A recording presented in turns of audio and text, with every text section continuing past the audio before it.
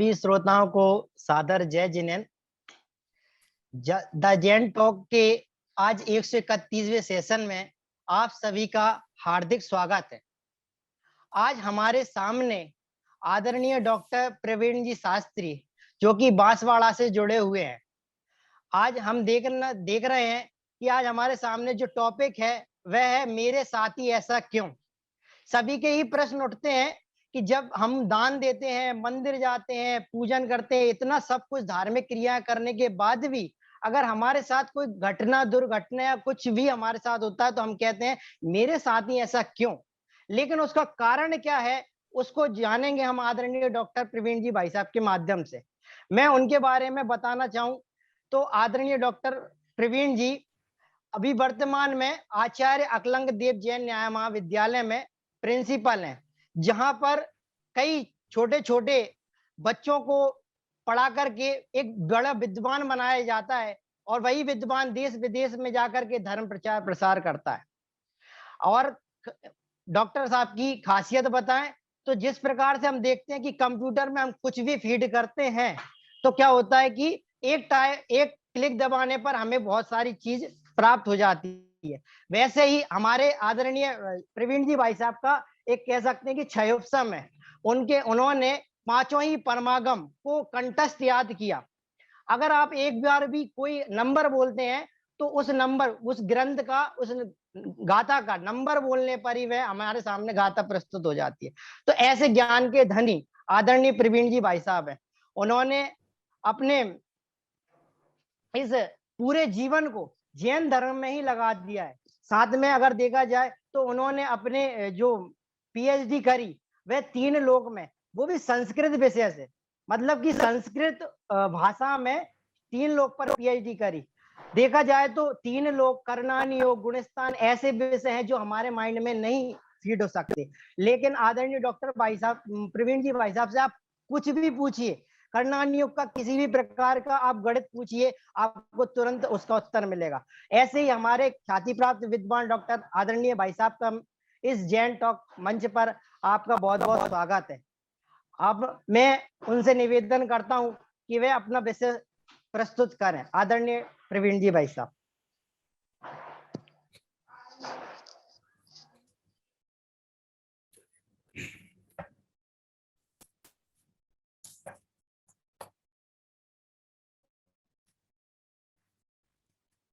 शुरू करते हैं मंगलाचरण से।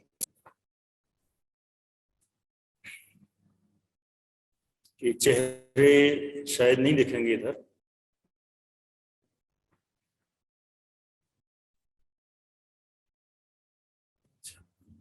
चलो, मैं सोच रहा था शायद चेहरे दिखेंगे तो एक बोलने में एक अलग ही भाव बनता है। अभी फेस शायद सबके गायब हैं और मुझे ऐसा ही बोलना है। ऐसा ही है क्या? हाँ जी, जी प्रवीण जी, ये वेबिनार है, सो यहाँ पैनल पे हो और सभी श्रोता आपको देख सकते हैं, बट आपको पैनल पे जो है वो बस अच्छा वही दिखाई देगी। अच्छा, ठीक, चलिए शुरू करते हैं।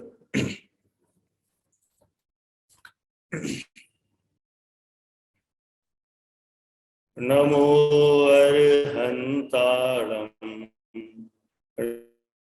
नमो सिद्धाणं नमो आयर्याणं नमो वज्रायाणं नमो लोये सव्यसाहूणं। जिसने बताया जगत को प्रत्येक कण स्वाधीन है, करता न धरता कोई है, अणु अणु स्वयं में लीन है। आत्म बने परमात्मा हो, शांति सारे देश में है। देश ना सर्वोदयी, महावीर के संदेश में है। देश ना सर्वोदयी, महावीर के संदेश में।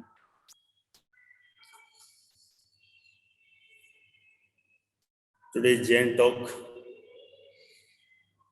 टॉक है, एक तरह से देखा जाए वार्तालाप ही है। इसको हम ना लेक्चर समझें ना कोई प्रवचन समझें, बस अपनी बात एक तरह से शेयर करने का प्रयास है।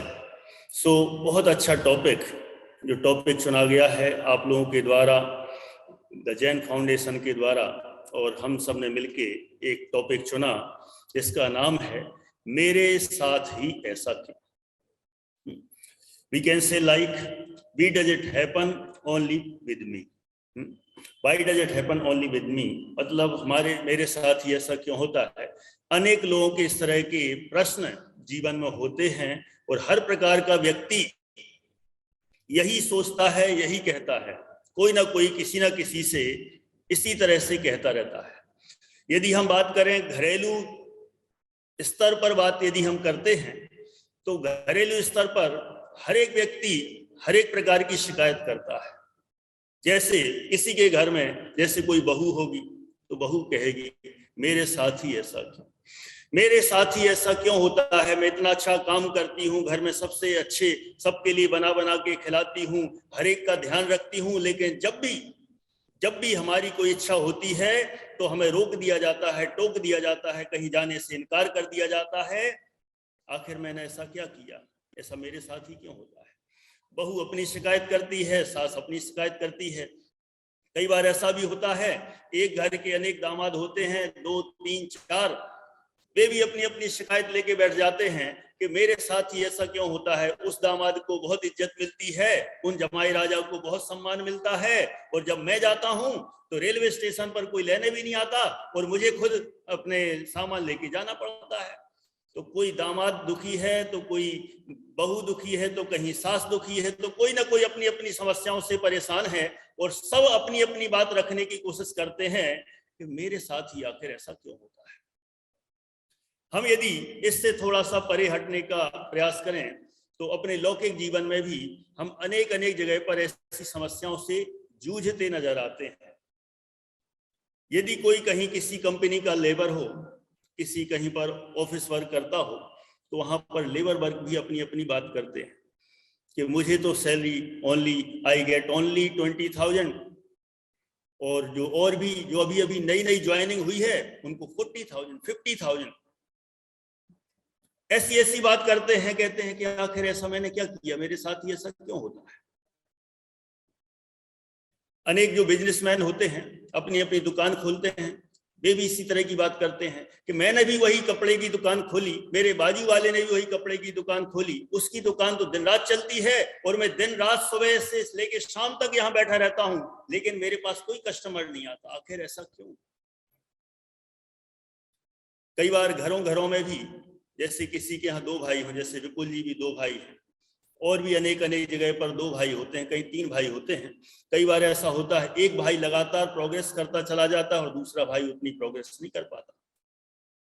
दूसरा सोचता है कि मेरे साथ ऐसा क्यों, पिताजी उस पर ही ध्यान देते हैं, मेरे ऊपर ध्यान नहीं देते, आखिर मेरे साथ ही ऐसा क्यों होता है। ऐसी ना जाने अनेक घटनाएं घटती हैं।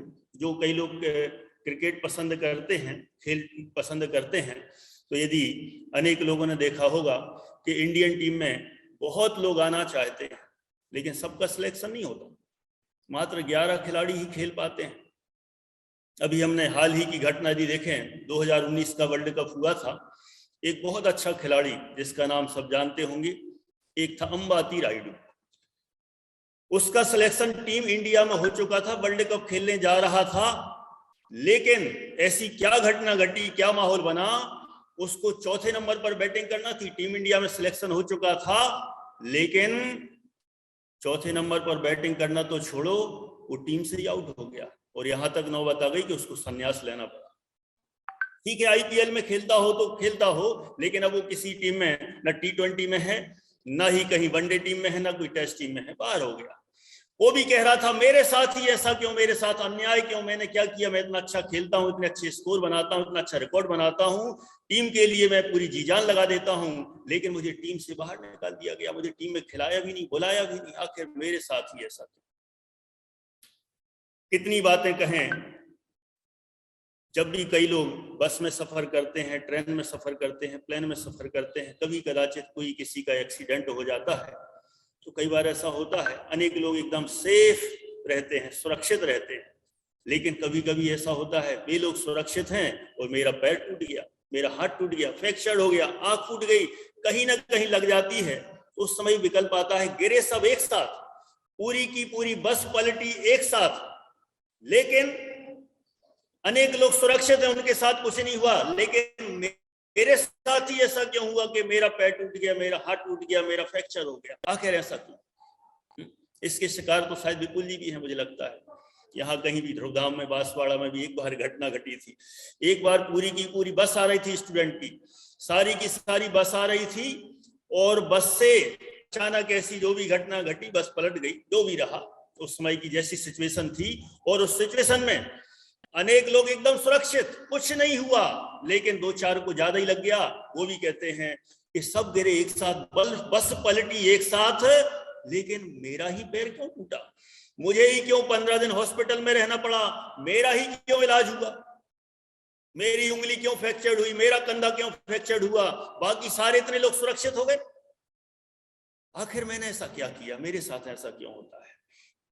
नेता लोग अपनी बात करते हैं, खूब चुनाव लड़ते हैं, कोई जीत जाता है और कोई हार जाते हैं। बीजेपी जीत गई, मोदी जी प्रधानमंत्री बन गए, राहुल गांधी जी बोलते हैं मेरे साथ ही ऐसा क्यों, मैंने क्या नहीं किया देश के लिए, है सबको फ्री अनाज बंटवाया, सबको बहुत सारा फ्री मुफ्त में बंटवाया, लेकिन जब वोटिंग की बात आई तो मुझे वोट नहीं मिली, मैं हार गया, मैं प्रधानमंत्री नहीं बन पाया, हमारी कांग्रेस सरकार नहीं आ पाई केंद्र में, आखिर ऐसा मैंने क्या किया।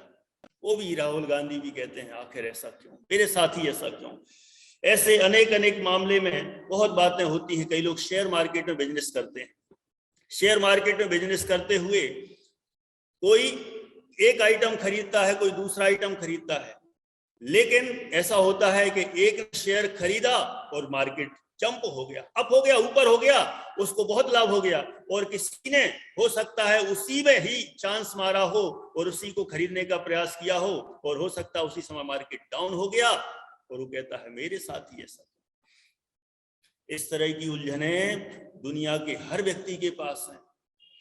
जितने भी यहाँ बैठे हुए हैं मुझे तो दिखाई नहीं दे रहे हैं, लेकिन हो सकता है आप लोग मुझे देख रहे हो, और हर एक के साथ कोई ना कोई ऐसी घटना घटी होगी। यदि मैं बात कर पाता, शायद इसमें इस तरह का सिस्टम नहीं बनाया है, लेकिन मैं तो ये अंदर से सोच के रखा था जैन टॉक है, तो हो सकता है अपन आपस में टॉक करेंगे, और टॉक करते हुए अपनी अपनी बात रखेंगे, और हर व्यक्ति कहेगा, यही कहेगा कि हाँ मेरे साथ भी ऐसा हुआ, मेरे साथ भी एक घटना हुई, मेरे साथ भी इस तरह की बात आई, और उस समय मुझे भी एक क्षण के लिए ऐसा लगा कि आखिर मेरे साथ ही ऐसा क्यों। सबके साथ ऐसी ऐसी घटनाएं घटती हैं, हर एक व्यक्ति इस तरह के प्रश्न उठाता है, इसलिए यहां पर ये बात रखी। थोड़ा सा अपन बैक में जाएं, कई लोग उस तरह का मटेरियल भी पसंद करते हैं, थोड़ा सा हम अपने धर्म के क्षेत्र में एंट्री करने की कोशिश करें। रामायण युग सबको ख्याल होगा, सबने रामायण देखी है, जानी है, सुनी है, थोड़ा बहुत ज्ञान तो हर एक को है। हम जरा सीता जी को ही लेके देखें।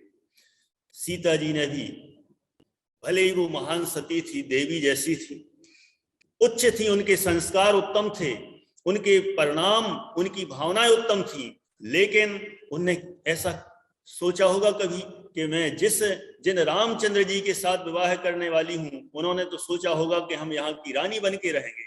लेकिन क्या गजब की बात हुई, शादी हुई, रामचंद्र जी राजा ना बन पाए, वो रानी ना बन पाई, और उल्टा राजा रानी तो बने नहीं, उल्टा बिहार हो गया।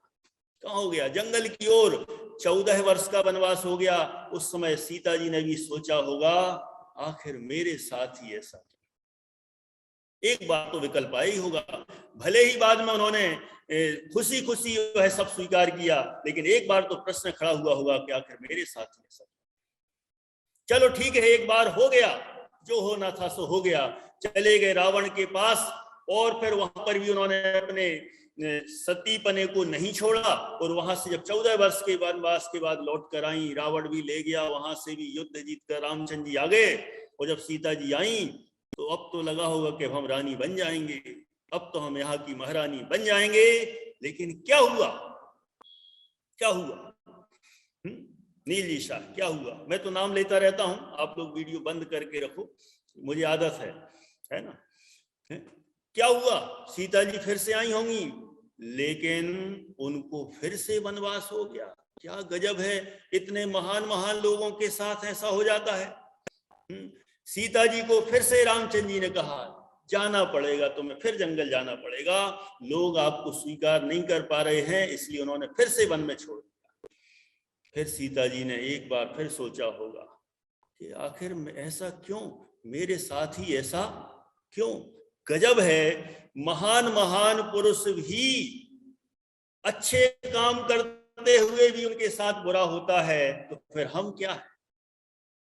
जरा हम महाभारत युग में पहुंचे, महाभारत में यदि हम जाते हैं तो वहां पर भी हमें अच्छे से ध्यान रखना चाहिए। सबको याद होगा महाभारत, जहां पर पांडवों को ही वनवास की खलनायक तो कौरव थे ना, तो वनवास तो कौरवों को होना चाहिए ना, ये पांडवों को क्यों हुआ?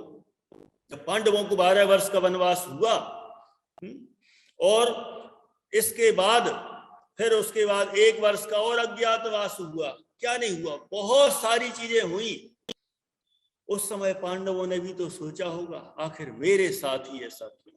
जबकि वे सच्चे थे, सब जगह अच्छे थे, उनकी भावनाएं अच्छी थी, धर्म में उनका जीवन था, सब कुछ अच्छा होने पर भी पांडवों के साथ ही ऐसा क्यों?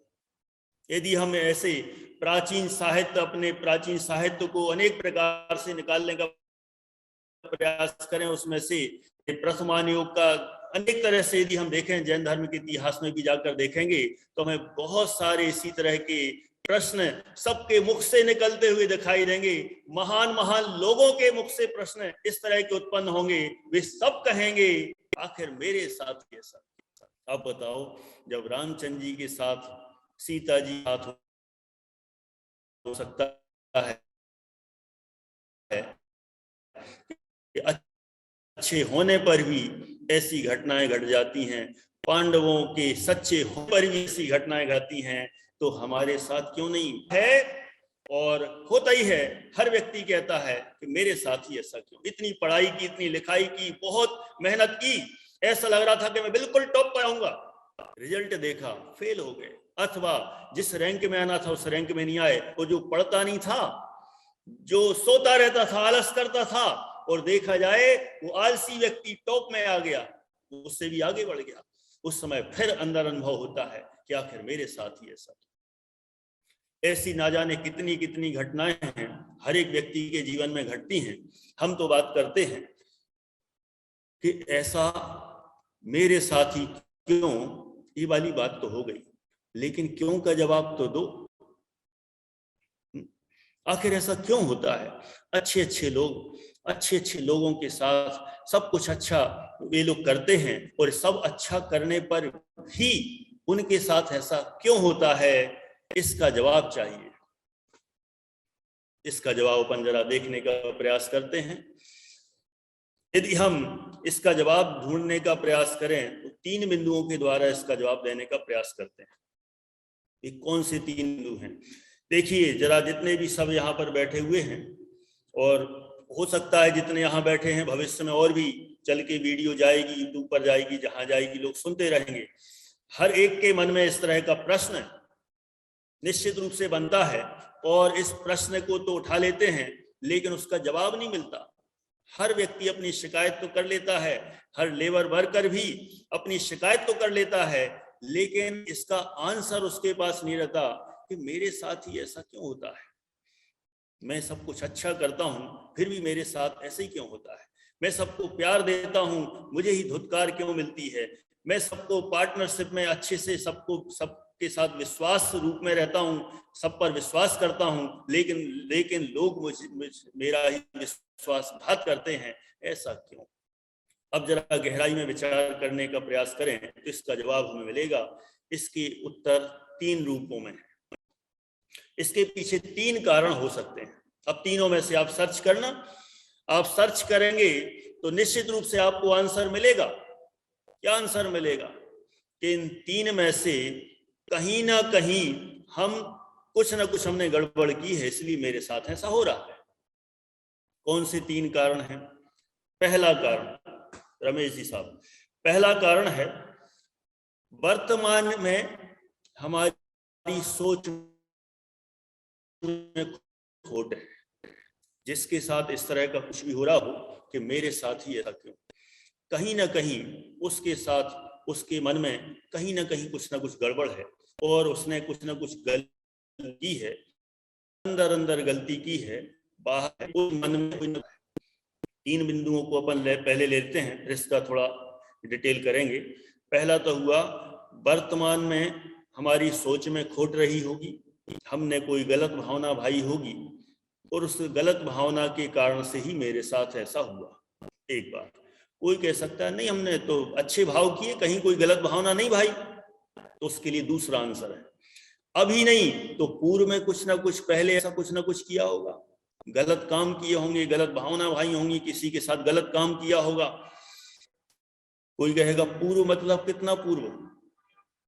पूर्व मतलब एक तो होता है इसी भाव में बचपन से कभी ना कभी कोई ना कोई गलतियां की होंगी, एक, अथवा दूसरा पूर्व पिछले भावों का। कोई कहे पिछले भाव को किसने देखा, होता भी है कि नहीं होता, हम कैसे माने? उसको मानने के लिए, मनवाने के लिए आपको दोबारा बुलाना पड़ेगा, क्योंकि एक कर्म फिलॉसफी में पूरी तरह से सिद्ध किया जा सकता है कि पुनर्जन्म होता है, पिछले जन्मों का ये सारा सिस्टम है। उसके लिए पिछले जन्मों से लगातार कुछ ना कुछ सब चलता चला रहा है और पिछले जन्मों में हमने कुछ ना कुछ ऐसे काम किए हैं जिनके कारण से उसका ऐसे हमने कर्म बांधे हैं, उसका उदय आता है और अभी वर्तमान में फल मिलता है। हम अच्छा काम करते हैं फिर भी हमारे साथ बुरा होता है, हमें लगता है कि हमने अच्छा काम किया फिर भी मेरे साथ ऐसा क्यों, तो ये पूर्व कर्मों का फल है। 2 बात हो गई, पहला तो वर्तमान की भावनाओं में, सोच में खोट है, दूसरा पूर्व में हमने गलत काम किए हैं, कर्म बांधे हैं, उसका फल है। और तीसरा पॉइंट है हमने जो भी प्रयत्न किया, पुरुषार्थ किया, जो भी एफर्ट्स लिए वो गलत दिशा में लिए, और गलत दिशा में यदि एफर्ट्स लिए हैं, यदि हमने मेहनत की है तो सही फल कैसे मिलेगा, रिजल्ट नहीं मिल सकता। ये 3 बिंदुओं के द्वारा हमारे सारे प्रश्नों का समाधान हो जाएगा। अब जरा अपन थोड़ा सा इसके डिटेल में जाने का प्रयास करते हैं। पहला तो ये है कि मेरे साथ ही ऐसा क्यों हुआ, उसके पीछे पहला कारण तो बताया, हमारी वर्तमान की सोच में ही खोट है। कुछ ना कुछ हमने वर्तमान में गलत सोचा, इसीलिए ये सब मिल रहा है, उसका फल मिल रहा है। कोई कहेगा कैसे? ऐसे बहुत लोग दान देते हैं, अब बहुत लोगों की बात क्या करें, अपन अपनी अपनी लगाएं, क्योंकि मेरे साथ ही ऐसा क्यों, मैंने दान दिया। देखा जाए दान तो उत्तम भावना से देना चाहिए, उस दान के बदले में हमें कोई भी एक्सपेक्टेशन नहीं होना चाहिए, लेकिन हमने दान दिया, और दान दिया उसके अंदर सोच में खोट था। क्या सोच में खोट था? हम दान देंगे उसमें हमारा नाम होगा, सब लोग हमें जानेंगे, पहचानेंगे, हमारा नेम प्लेट में वहां पर लिखा रहेगा नाम, तो भविष्य में वर्षों वर्षों तक जब भी लोग आएंगे देखेंगे तो कहेंगे अरे महान व्यक्ति ये हैं जिन्होंने ये मंदिर बनवाया, इन्होंने मान स्तंभ बनवाया, इन्होंने यहाँ की सीढ़ी बनवाई, यहाँ इन्होंने फर्नीचर्स दान दिया। इस तरह से अनेक लोग नाम कमाने के लिए दान देते हैं, तो यदि वो नाम कमाने के लिए दान दिया गया है, इसका मतलब सोच में खोट रही। गलती तो यहां पर भी हो गई, हमें समझ में नहीं आता कि गलती हो गई। अरे दान देने के समय में यदि हमारे अंदर ही सोच में खोट रही तो फिर वो गलत काम हुआ ना। फिर हम कैसे कह सकते हैं कि नहीं नहीं हमारी भावनाएं तो बहुत अच्छी हैं, हम तो बिल्कुल सही सोचते हैं। नहीं नहीं भैया, उस समय विचार करना मेरे साथ ही ऐसा क्यों इसलिए हो रहा है क्योंकि हमने दान देने का अच्छा काम तो किया लेकिन भावना में गलत खोट था। समाज सेवा करते हैं कई लोग, अब कई लोग मैं कह रहा हूं उसमें अपन अपने को ही इंक्लूड करें, क्योंकि हम विचार करें क्या हमने भी समाज सेवा की और समाज सेवा के बदले में हमने क्या चाहा? समाज सेवा के बदले में चाहा कि लोगों से हमारा परिचय होगा, हमारा नाम होगा, हजारों लोग हमें जानेंगे और जब जरूरत पड़ेगी हम चुनाव में खड़े हो जाएंगे और हम चुनाव जीत जाएंगे, नेता बन जाएंगे। तो हाँ, नेता बनने की भावना से, चुनाव जीतने की भावना से यदि समाज सेवा की है तो समझ लेना उधर भी सोच में खोट था। अरे समाज सेवा करना है तो निश्चल करें, निस्वार्थ करें। निस्वार्थ करेंगे तो उसका कुछ रिजल्ट मिलेगा, लेकिन पहले से ही अंदर खोट है और खोट के साथ ही यदि हमने काम किया है तो उसका रिजल्ट अच्छा कैसे मिल सकता है। कई लोग धर्म के काम करते हैं। शुरुआत में ही इंट्रोडक्शन दिया, जब परिचय दिया गया तो उस समय एक दो पॉइंट बोले थे, उस पॉइंट को भी ले लेते हैं।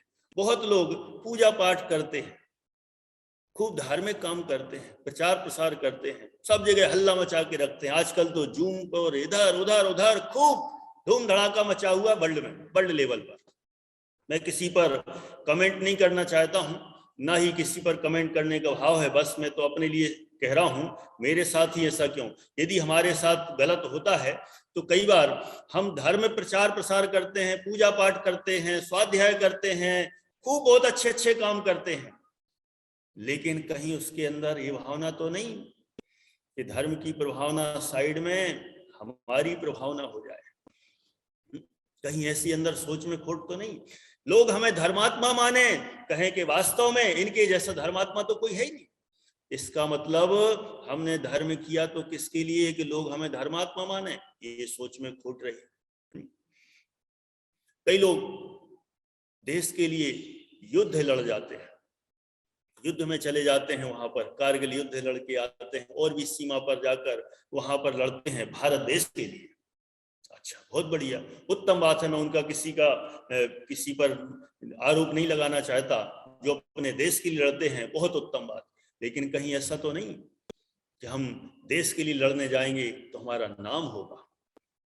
कहीं ऐसा तो नहीं कदाचित हम मर जाएंगे तो भी हमारा नाम होगा, हम दुनिया की नजर में अमर हो जाएंगे। कहीं ऐसा तो नहीं कि हम मर जाएंगे तो हमारे परिवार वालों को बहुत कुछ मिलेगा और हमारे नाम पर हमें वो परमवीर चक्र और कौन कौन से चक्र मिल जाएंगे, तो हमारा आगे की पीढ़ी सुधर जाएगी। कहीं ऐसी सोच तो नहीं। अरे देश के लिए, देशभक्ति के लिए लड़ाई लड़ी हो तो उत्तम बात है, लेकिन उसमें यदि सोच में खोट रही तो क्या अच्छा काम किया। मतलब हम अच्छे अच्छे काम तो करते हैं, लेकिन अच्छे काम करते हुए भी हमारी सोच में खोट हो तो ये समझ लेना कि हमने काम अच्छा नहीं किया। फिर आप ये कहने के हकदार नहीं कि मेरे साथ ही ऐसा क्यों। बहुत लोग दान देते हैं, बहुत ज्यादा दान देते हैं। किसी दानियों पर मेरा आरोप नहीं है, लेकिन हो सकता है कि वे ऐसा भी दान देते हो कि हमारा 2 नंबर का ब्लैक मनी व्हाइट मनी में कन्वर्ट हो जाएगा, हमारा वो पैसा भी बच जाएगा, दान का नाम भी हो जाएगा, धर्म भी हो जाएगा, बहुत काम हो जाएगा। अरे भैया जरा विचार करो, इस भाव से दान दिया गया दान निष्फल ही होता है और हम सोचें दान करके पुण्य मिल जाएगा और हमारे साथ अच्छा होगा, खूब सम्मान मिलेगा और खूब इज्जत बढ़ जाएगी। हो सकता है कि हमने 5 लाख दे दिए, मंच पे 5 मिनट के लिए बैठाया और जय जैन स्वागत है आपका, जाइए। 5 लाख की कीमत 5 मिनट मंच पर माला पहना के बैठा दिया, खत्म केस। फिर दोबारा गए, किसी ने पूछा भी नहीं, तो हमने सोचा कि अरे हमने पिछली बार 5 लाख दिए थे और मैं इस बार, पिछली बार तो उन्होंने मंच पर बिठाया और अब इस बार नाम भी नहीं लिया, मेरे साथ ऐसा कैसे काम हो रहा है, मेरे साथ ये गलत क्यों हो रहा है। भैया तो आपने क्यों दिया था? मंच पर बैठने के लिए दिया था, माला पहनने के लिए दिया था, नाम कमाने के लिए दिया था, तो उसका फल नहीं मिलेगा, निष्फल जाएगा और फिर दोबारा अपेक्षा रखोगे और कहोगे मेरे साथ ही ऐसा क्यों। बात होगा, ऐसा जो सोचते हैं उनके साथ ऐसा ही होगा। चलिए, अभी अपन ने एक बिंदु पर बात की, कौन सा बिंदु? कि मेरे साथ ही ऐसा क्यों। यदि कुछ अच्छा करने पर भी गलत हो रहा है तो उसके पीछे हमारी वर्तमान सोच में ही गलत भावनाएं हैं, वर्तमान सोच में ही खोट है, इसलिए हमें वो रिजल्ट नहीं मिल सकता। ओके, अब दूसरे पॉइंट पर आते हैं अपन। कोई कहे नहीं भाई, वर्तमान में तो हमने इस तरह की कोई सोच में खोट नहीं रखा, दान दिया, दिल से दिया, निश्चल भाव से दिया, समाज सेवा की एकदम समर्पित भाव से की, जहां पर भी हमने जिनको हेल्प की, किसी को मान लो कुछ पैसा उधार दिया तो इसके लिए कि इसका भला हो जाए, उसके बदले में हमने कुछ नहीं चाहा, वो हमसे जय जिनेंद्र भी ना करे, हमें इस तरह की जय जिनेंद्र की भी अपेक्षा नहीं थी, थैंक यू की भी अपेक्षा नहीं थी, किसी तरह की कोई एक्सपेक्टेशन नहीं थी, कुछ नहीं, मतलब कुछ नहीं। तो फिर हमारे साथ ऐसा क्यों हुआ, इसका जवाब दो। फिर मेरे साथ गलत क्यों हुआ, उसके लिए हमें थोड़ा बैक में जाना पड़ेगा, बैक में जाना पड़ेगा, वहां से आंसर मिलेगा। बैक में कितने बैक, बैक तो बहुत बड़ा बैक होता है, एक तो इस भाव का बैक और इसके पिछले भाव का बैक। कहीं ना कहीं हमने उस समय पूर्व में गलत काम किए।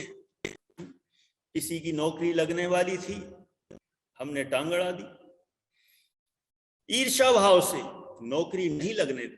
किसी की अच्छी दुकान चल रही थी, हमने वहां के कस्टमर्स को उसके खिलाफ भड़का दिया, तो उसकी दुकान बंद करवा दी। कई बार हमने सामान बेचा, मिलावट करके बेचा, शुद्ध घी में डालडा घी मिलाकर बेचा, सफेद चावल में सफेद कंकड़ मिलाकर बेचे। क्या नहीं किया, औषधि में मिलावट की, अनेक जगह मिलावट की, ऐसे ऐसे गलत काम किए, अभी नहीं बहुत पहले किए थे। और देखो कर्म का सिस्टम ऐसे ही है कि उस समय बांधा था, अभी तक फल देता है लगातार। जो हमने डिपॉजिट किया होता है ना बैंक में, वही हमें मिलता है और विद इंटरेस्ट मिलता है। ये अदर कंट्री ऐसा नहीं है कि हम पैसे जमा करते हैं और हो सकता है उसका हमें ही को पैसा देना पड़े। ये इंडिया के बैंक हैं कि हम पैसे जमा करते हैं तो विद इंटरेस्ट हमें मिलता है। तो ऐसे कर्म बंधन ऐसे ही है कि यदि हमने कर्म बांधा है तो विद इंटरेस्ट कर्म बांधा है तो ब्याज सहित फल मिलता है, ऐसा सिस्टम है। इसलिए इस सिस्टम को हमें बहुत अच्छे समझना चाहिए। कई बार ऐसा भी होता है, हमने अभी तो कुछ नहीं किया गलत काम, लेकिन पहले हमने रिश्वत ली थी, कदाचित रिश्वत नहीं ली थी तो रिश्वत दी थी, रिश्वत दी थी। बहुत लोग रिश्वत तो नहीं लेते, लेकिन रिश्वत देने वाले बहुत लोग होते हैं। यदि अपन अपने बीच में विचार करें, अपने बीच में ईमानदारी से, जितने भी बैठे हों, जितने भी सुन रहे हों, सब अपने अपने हृदय पर हाथ रख के अच्छे से सुकून से गहरी सांस लेते हुए सोचना कि आज तक कोई ऐसा हुआ है जिसने रिश्वत नहीं दी। यदि नहीं दी है, महान आत्मा, देखो लेने रिश्वत नहीं लेते इसके लिए तो बहुत महान आत्माएं हैं। नहीं लेते, हम भी नहीं लेते, आप नहीं लेते, कोई नहीं लेता, लेकिन रिश्वत जरूर दो। कहीं ना कहीं इसका लाइसेंस नहीं मिल रहा, उसके लिए रिश्वत। हमें ड्राइविंग लाइसेंस नहीं मिल रहा, उसके लिए रिश्वत। दुकान नहीं खुल रही, उसके लिए रिश्वत है। हमारे एजुकेशन फील्ड में काम नहीं चल रहा, उसके लिए रिश्वत। कहीं ना कहीं इधर खिलाना पैसे, उधर खिलाना, उधर खिलाना। और ऐसा ऐसा काम तो किसी ना किसी लगभग यही है, 99% लोग करते हैं। अब मुझे बताओ, ऐसा काम किया तो गलत हुआ क्या नहीं? कोई कह सकता है हमने रिश्वत नहीं ली, रिश्वत दी तो इसमें क्या गलत हुआ? भैया, रिश्वत लेने से ज्यादा पाप रिश्वत देने वाले को लगता है।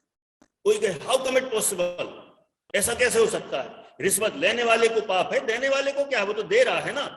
नहीं, जो दे रहा है वही लेने वाले को प्रमोट कर रहा है कि तुम लो, मैं दे रहा हूं, तुम लो। और हमने ही उसको प्रमोट किया है और वो आगे लेता चला जाता है। मतलब रिश्वत लेने से रिश्वत देने वाले ज्यादा पापी कहलाते हैं। और यदि हमने ऐसा पाप भाव किया है और फिर भी हम सोचते हैं कि नहीं हमारे साथ तो अच्छा होना चाहिए, कैसे होगा? किसी को पहले धोखा दिया हो, कई बार ऐसा भी होता है कि पहले बचपन में किसी की साइकिल की हवा निकाल दी हो, गाड़ी की हवा निकाल दी हो, तो अपन सोचते इतना सा तो किया। अरे उतना सा नहीं, उसकी गाड़ी की हवा निकल गई, हो सकता है उसका एक्सीडेंट हो जाए, मर जाए, क्या होगा? हमें लगता तो इतना सा है अपराध, लेकिन उसका फल क्या हो सकता है? कभी सोचा? नहीं सोचा। इसलिए सोचना जरूर, सोचना चाहिए। हो सकता है हमने किसी का दिल दुखाया, झूठ बोला हो। झूठ तो देखो आजकल तो शौक हो गया झूठ बोलने का। जो झूठ नहीं बोलता वो बुद्धू कहलाता है, और जो झूठ बोलता है उसको चतुर, चालाक, होशियार कहते हैं। गजब हो गई बात। कोई सच बोलता है ना तो कहते हैं यार देखो क्या है, ये है टेक्निक।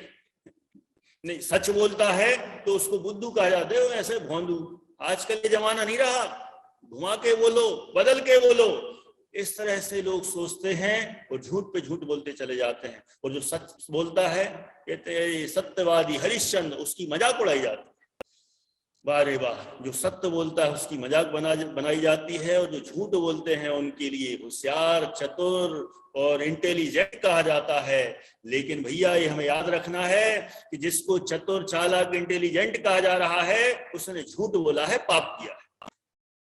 आजकल फोन तो लोग कितना झूठ बोलते हैं, झूठ पे झूठ, इतना झूठ बोलते हैं कि पता ही नहीं चलता। कोई पूछता है कि आपको वहां पर 8 बजे बुलाया था, आप पहुंचे कि नहीं? अरे हाँ बस पहुंच ही गए।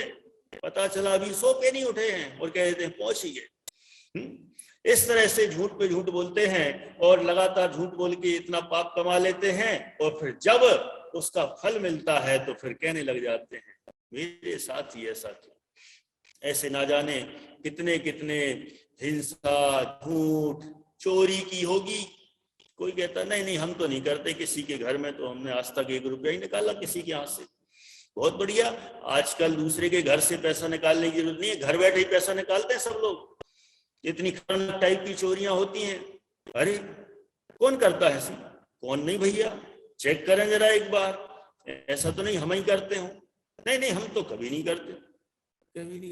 अच्छा, जरा अपनी इनकम टैक्स की फाइल जरा अच्छे से व्यवस्थित देखें, चेक करें एक बार कि हमने कहाँ गवर्नमेंट में टैक्स भरना था और पता चला हमने उसमें कहाँ बचाया है, कितना भरना चाहिए ईमानदारी से, उसमें से कितना काटा है, गवर्नमेंट को नहीं दिया, अपने में रख लिया। ये क्या है? ये पढ़े लिखे लोगों के द्वारा की गई चोरी है।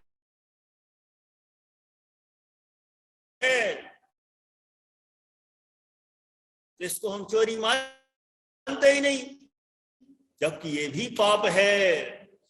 और फिर जब तो हैं हम जिसको याद करें, और देखो ऐसी हैं, यदि हमने कोई गलत काम किया होगा ना जीवन में पहले कभी, तो हमें याद रहता है कि हाँ हमने ये गलती की थी, याद करें अच्छे से। और फिर जब हमारे साथ कुछ घटना घटे तो उस समय याद करेंगे तो पता चल जाएगा कि नहीं, वास्तव में ये हमारी ही करनी का फल है, कोई और दूसरी घटना नहीं है।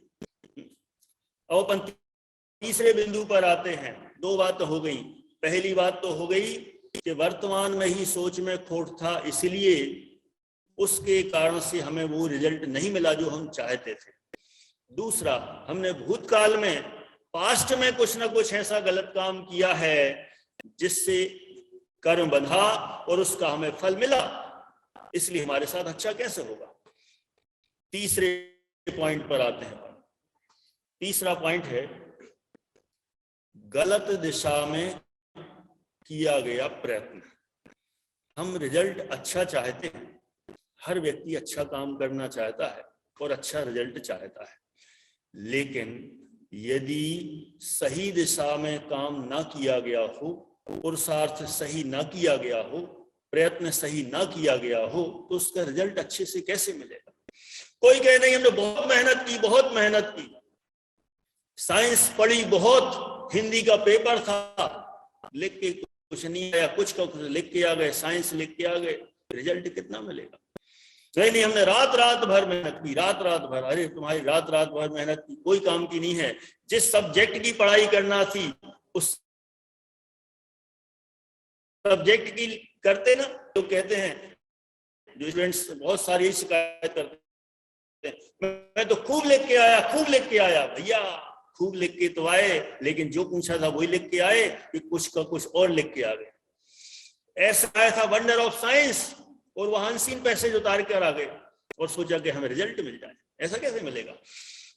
गलत दिशा में यदि प्रयत्न किया गया है तो उसका रिजल्ट सही नहीं मिल सकता। चलिए ठीक है, अगले पॉइंट पर आते हैं। बात अपनी चल रही है कि गलत दिशा में किया गया प्रयत्न, पुरुषार्थ, उससे हमें लाभ नहीं हो सकता। जैसे सिंपल सा उदाहरण, हमें जाना है मुंबई और हम दिल्ली की ट्रेन में बैठ गए। कब पहुंचेंगे मुंबई?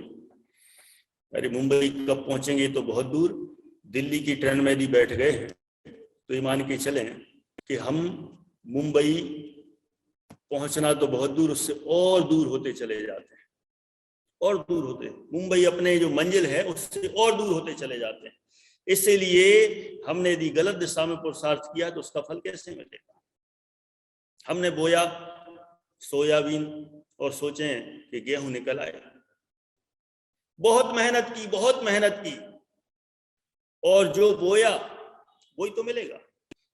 हम सोचें कि दूसरा फल मिल जाए, ऐसा कैसे हो सकता है, ऐसा कैसे पॉसिबल है? पॉसिबल ही नहीं है, संभव ही नहीं है, असंभव जैसी बात है।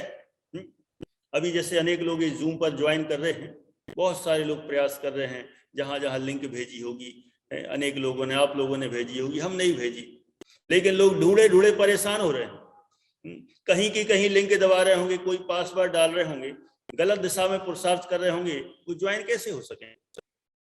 नहीं हो सकते। पुरुषार्थ बहुत किया लेकिन गलत दिशा में किया गया यदि पुरुषार्थ है तो सही रिजल्ट नहीं देगा। सही रिजल्ट चाहिए तो सही जगह पर सही दिशा में पुरुषार्थ करना पड़ेगा, नहीं तो उसका कोई रिजल्ट मिलने वाला नहीं। अनेक लोग बहुत सारा टाइप करते हैं, एक कंप्यूटर पे, व्हाट्सएप इधर उधर, ज्यादातर कंप्यूटर पे टाइप करते हैं, टाइप कर दिया बहुत सारा मैटर 10-20 पेज और कंप्यूटर बंद कर दिया। सुबह खोला एक लाइन भी नहीं मिली, कहां गई सारी, बताओ कहां गई? टाइप तो किया लेकिन सेव नहीं किया ना, बस हो गया काम। यदि सेव नहीं किया तो सुरक्षित नहीं होगा, सब चला जाएगा। क्योंकि हमने इतनी मेहनत की, रात रात भर लगे रहे, खूब टाइप की, खूब टाइप किया, टाइपिंग की, लेकिन एक गलती हुई, सब चला गया। ऐसा ही होता है। इसलिए हमें ये विचार करना चाहिए कि गलत दिशा में प्रयास किया है तो उसका रिजल्ट कैसे मिलेगा। शादी होती हैं, अनेक लोगों की होती हैं, खूब बहुत सारे मेहमानों को बुलाया जाता है, बहुत लोग आते हैं, ताम झाम से बैंड पार्टी सारा कंप्लीट, इतनी भीड़, भोजन हुआ, सब मेहमानों का स्वागत हुआ और अनेक अनेक तरह से स्वागत हुआ, खूब गिफ्ट दी गई, सारा काम हो गया। एक काम नहीं हुआ। कौन सा काम? असली काम। 7 फेरे नहीं पड़े, मंगलसूत्र नहीं पहनाया, सिंदूर नहीं भरा, शादी हो गई? नहीं हुई ना। कैसे हुई? कितने मेहमान आए थे, हजारों लोगों की भीड़ इकट्ठी हुई, कितनी बैंड पार्टियां हुई, खूब लोगों ने बहुत डांस किया, सबको गिफ्ट दी गई, क्या बढ़िया, बड़े बड़े, बिल्कुल बहुत बड़े स्तर से शादी हुई। इसको शादी नहीं कहते। सारा काम हो गया, एक असली काम नहीं हुआ तो सब फेल। असली काम करते, बाकी छोड़ देते तो भी शादी कहलाती, लेकिन सारा काम करने के साथ असली जिस पर पुरुषार्थ करना चाहिए, जिस बात पर प्रयत्न करना चाहिए, वो नहीं हुआ, उसका रिजल्ट मिलने वाला नहीं है।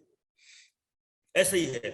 ऐसे ही हम जहां जहां प्रयत्न करते हैं, जिन जिन चीजों में प्रयत्न करते हैं, यदि सही दिशा में प्रयत्न करें तो हमें सफलता मिलेगी। यदि हमारा प्रयत्न गलत दिशा में हुआ तो हमें उसका रिजल्ट सही नहीं मिल सकता। और हम शायद ऐसा ही करते हैं, कुछ ना कुछ इसी तरह से काम करते हैं, दिशा हमारी गलत होती है तो दशा सही नहीं मिलती है। इसलिए ये 3 बिंदुओं से हमें अच्छे से विचार करना चाहिए कि मेरे साथ ही ऐसा क्यों, कि जिनके साथ जो अच्छा काम नहीं हो पा रहा है उसके पीछे 3 कारण में से कोई ना कोई कारण अवश्य है। फिर से मैं तीनों को दोहरा देता हूं। या तो वर्तमान की सोच में खोट रहा है, इसलिए उसका रिजल्ट नहीं मिलता, अथवा वर्तमान की छोड़ दें, भूतकाल में हमने कोई ना कोई गलत काम किया है, उसका वर्तमान में रिजल्ट ऐसा मिल रहा है। हो जाता है। अच्छा काम करने पर भी पुराने कर्म का जब उदय आता है तो हमारा अच्छा काम, अच्छी मेहनत भी सफल नहीं होती। तीसरा, यदि हमने पुरुषार्थ तो किया है लेकिन गलत दिशा में पुरुषार्थ किया है और गलत दिशा में पुरुषार्थ किया गया तो उसका सही रिजल्ट नहीं मिलता। 3 बात हो गई। कई लोग कहते हैं कि देखो बात तो आपकी सही है, मान गए हम थोड़ी, लेकिन हमने मान लो छोटी छोटी गलतियां की हैं पहले, तो उसकी सजा इतनी बड़ी क्यों? हमने करोड़ों का बिजनेस किया और पूरा का पूरा गिर गया, इतना अचानक क्यों? इतना बड़ा नुकसान क्यों? गलती तो छोटी थी, ठीक है, मैं मानता हूं कि मैंने गलती की है, गलती की है, I have done mistake, mistake तो की है, लेकिन उसका अपराध, उसका फल इतना बड़ा क्यों? देखो भैया, हम सोचते हैं कि हमने छोटी सी गलती की, लेकिन वह गलती यदि छोटी सी है लेकिन गलत जगह और गलत समय पर हो, वह गलती बहुत बड़ी बन जाती है। कई लोग वो गाड़ी, बाइक चलाते, कार चलाते और रोड से क्रॉस करते हैं, छोटी सी सावधानी, कहते हैं सावधानी हटी और दुर्घटना घटी।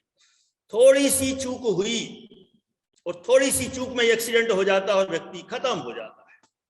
कहते हैं अरे हमने तो सिर्फ ब्रेक नहीं लगाया था, सिर्फ ब्रेक नहीं लगाया था। भैया ब्रेक नहीं लगाया था, हम कह रहे हैं ब्रेक नहीं लगाया था, वही छोटा सा ब्रेक ही इतना बड़ा नुकसान कर गया कि गाड़ी पलट गई, नुकसान हो गया, एक्सीडेंट हो गया। इसलिए ना कहा जाए कि छोटी सी गलती थी। कई बार ऐसा होता है कि हम बीमार हैं, पेट की कुछ खराबी है, डॉक्टर ने दवाई दी और हो सकता है डॉक्टर ने जो दवाई देना थी वो ना दे के दूसरी दे दी, वो दवाई खा के व्यक्ति मर गया। डॉक्टर कहे अरे थोड़ी सी भूल हुई, बस थोड़ी सी भूल हुई, क्या ये दवाई देना थी उठा के ये दे दी, अथवा कोई कहे मैंने ये दवाई ना लेके ये वाली ले ली, नुकसान हो गया। थोड़ी सी गलती थी, बस एक टैबलेट चेंज हुई है, एक टैबलेट चेंज हुई है, अपन को लगता है छोटी सी गलती, लेकिन उसी टैबलेट ने व्यक्ति को बहुत बड़ा नुकसान कर दिया। इसलिए गलती छोटी को गलती छोटी ना माने, गलती तो गलती होती है, और वो चाहे छोटी हो चाहे बड़ी है। ऐसा जानकर हमें बहुत अच्छे से विचार करना चाहिए। कई लोग कहीं पर भी एग्जाम देने जाते हैं, सम को सॉल्व करते हैं, गणित का सवाल हो, कोई भी हो सवाल हो, उसको सॉल्व करते हैं और चाहते तो हैं कि हमें 100 आउट ऑफ 100 मिले, लेकिन कहीं एक चूक गए, कहीं छोटा सा आंसर नहीं लिख पाए और कहेंगे कि हमें रिजल्ट क्यों नहीं मिला, हमने तो छोटी सी चूक की थी। वो छोटी सी चूक ही महंगी पड़ गई। हो सकता है वो एक नंबर पॉइंट वाला नंबर भी हो सकता है कि हम उस पॉइंट वाले नंबर से मेरिट में जाते, IPS बनते, IAS बनते, लेकिन वो एक नंबर, आधा नंबर भी इतना नुकसानदायी हुआ कि जिससे हम आउट हो गए वहां से। इसलिए छोटी सी गलती होती है, उसको छोटी ना माना जाए, बहुत बड़ी होती है। और छोटा सा यदि हमारा प्रयत्न सही दिशा में हो तो वह लाभदायक होता है। सब जगह हमें गलती छोटी भी नहीं करना चाहिए और इस तरह की भावना नहीं रखना चाहिए कि हमने गलत काम छोटा सा किया, उसका फल इतना बड़ा मिला। वह छोटा भी कई बार बहुत बड़ा फलदायी होता है। इसलिए कोई भी गलती यदि हम नहीं करें तो हमें कभी नहीं कहना पड़ेगा मेरे साथ ही ऐसा क्यों। यदि हम बात करें, समय मेरे ख्याल से हो गया है और थोड़ा सा कथाओं का मुझे एक प्रसंग और थोड़ा सा आ रहा है। महाभारत का युद्ध क्यों हुआ पता है किसी को? हाँ, सबको सब पता है।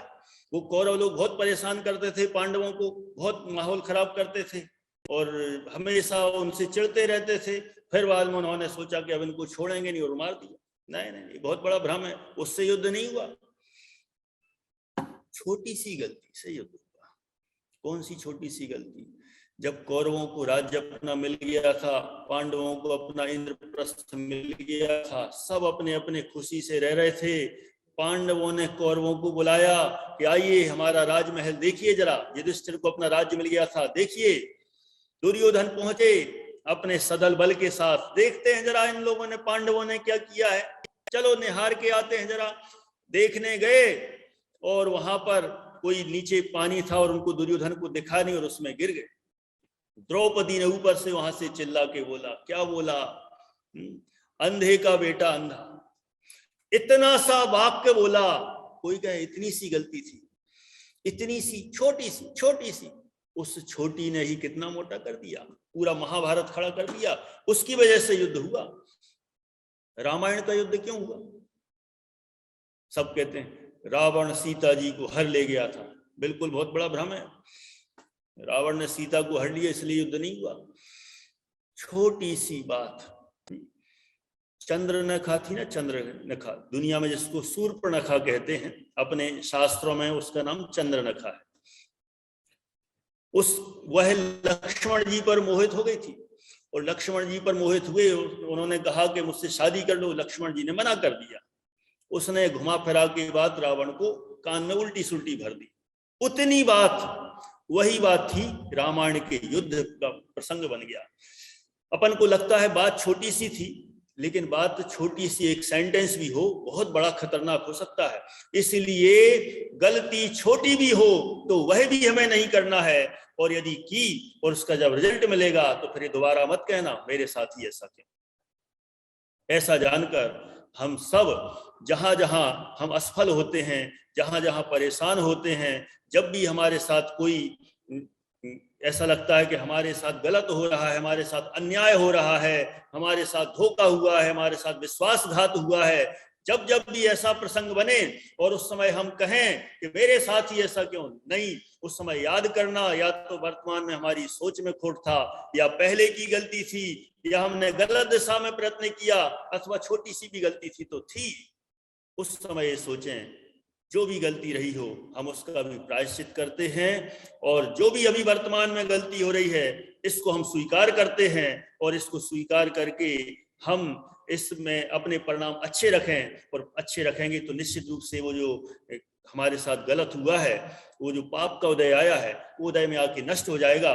हम अच्छी भावनाएं रखेंगे तो आगे चल के सब हमारे साथ अच्छा होगा, और निश्चित रूप से होगा। इतनी बात करते हुए हम यहाँ पर पूरा कर रहे हैं, विराम लेते हैं। सभी Jain talk committee, the Jain foundation, सभी को बहुत बहुत धन्यवाद और सबका आभार व्यक्त करते हैं जिन्होंने हमें यहाँ पर बुलाया। स्पेशली हमारे भाई विपुल शास्त्री, जो हमारे यहाँ के विद्यार्थी विद्वान हैं और अब बहुत अच्छे प्रतिभाशाली विद्वानों में से एक हैं, जो लगातार इतना अच्छा काम कर रहे हैं, उनको और सभी पूरी टीम को, जैन फाउंडेशन की टीम को बहुत बहुत धन्यवाद और आभार व्यक्त करते हुए तो हाँ, इस सेशन का विराम करने से पूर्व हम एक प्रार्थना करेंगे, उसी के साथ ही इस सेशन का विराम करेंगे। और ये भी बता दूं कि इसके बाद हमारा जैन आहार एवं आयुर्वेद की क्लास चल रही है, अगर आप चाहें तो उसमें भी जुड़ सकते हैं। तो और हमारे जो भी इस विषय से संबंधित जो भी अगर आपके प्रश्न हैं, तो समय की मर्यादा रखते हुए प्रश्न को तो नहीं ले पाएंगे, लेकिन अगर आपके कोई प्रश्न है तो वो आप हमारे ग्रुप तक भेजिए, हमको भेजिए, तो हम सीधे प्रवीण जी भाई साहब से पूछ करके आपको उसका उत्तर देने का प्रयास करेंगे। तो प्रार्थना करके हम इस सेशन को यहीं विराम देंगे। सभी हाथ जोड़ लें। अणु परमाणु शिव बन जाओ, अखा विश्वनु मंगल थाओ, सर्वे जीवे मोक्षे जाओ। खामे में सभ्य जीवे, सभ्य जीवा खमंतु में, मिट्टी में सभ्य भूयेसु, बैरम मज्जन केणई, सर्वता सौ सुखी थाओ, पाप ना कोई आचेरो, राग द्वेष मुक्त थई ने, समता सौ समाचेरो।